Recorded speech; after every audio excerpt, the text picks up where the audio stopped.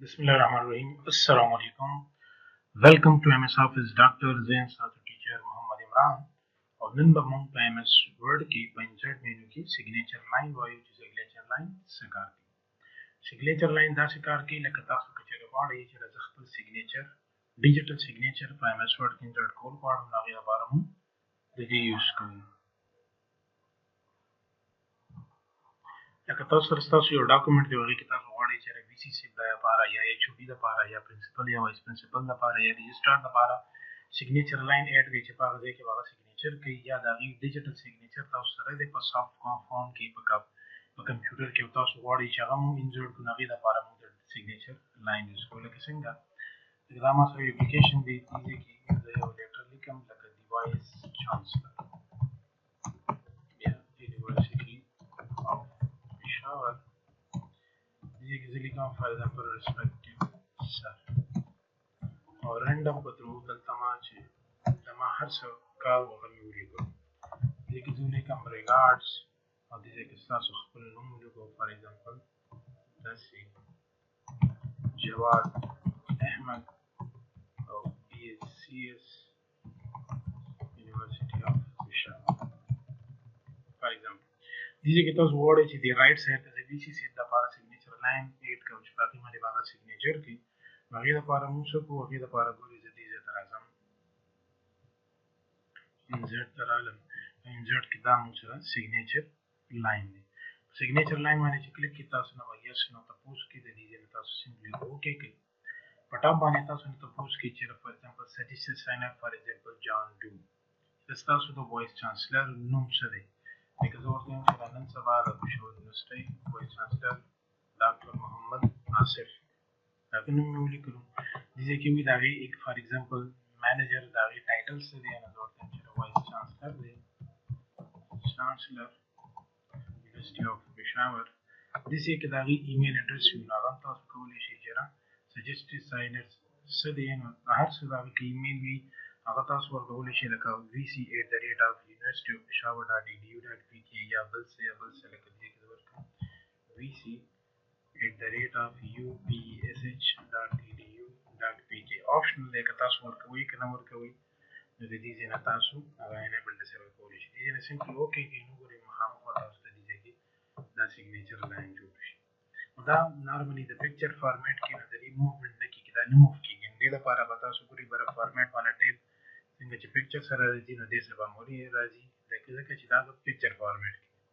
نو دا به سلیکټ کړئ ټیکسټ ریپینګ ته به راشي او دې کې ان فرنٹ اف ټیکسټ دی نو ګورئ اوس تاسو دا اسانۍ سره موو کولی شئ چې کوم ځای کې تاسو غواړئ خپل ډیزایرډ لوکیشن باندې دا پلیس کړئ هر ځای کې چې تاسو وکړئ او دې کې دا مسله راځي چې دا د کراس والا سیمبل راځي نو موږ چې دا د کراس والا سیمبل دی هایټ وکړي پټ کو ځکه چې بیا به BCC وی چې دا څه لپاره دی یا دا کراس ته ختم کړي دې لپاره موږ څه کوو نو دې لپاره ګورئ تاسو دې نه مخکې انسرټ مینو کې ټیکسټ باکس ویلې دی ګورئ دې ځای نه ډرا ټیکسټ باکس ته راځم نو دې کې ګورئ داسې یو DC طریقه ورسره وکړئ نو ګورئ ټیکسټ باکس باندې مې هغه هایډ وکړو دا ټیکسټ باکس هم ختمول غواړي د دې کوم باډر ښکاري نو په دې کلیک کړئ او شیپ آوټ لاین ته راشي دې ځای نه نو آوټ لاین کړئ نو ګورئ هغه ختم شو نو دې ته وایي څه دې ته وایي سیګنیچر لاین یا داسې وي که چېرې تاسو سره خپل سیګنیچر چې دی هغه ډیجیټل فارمیټ کې پروت وي لکه په یو پیج باندې تاسو ساین وکړئ او هغه بیا سکین کړئ او هغه بیا کمپیوټر ته راوړئ او هغه سیګنیچر تاسو راوستل غواړئ نو هم کېږي لکه زه ګورم دلته انسرټ ته راځم او پکچر فارمیټ کې ګورم دلته خپل ډاکومنټس ته راځم لکه دا میډیا ده ما سره او دې کې زه عمرانز ډیټا او که دلته زه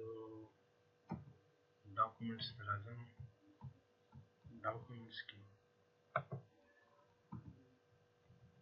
ایجوکیشنل ډاکومنټ کې که زما سیګنیچر وي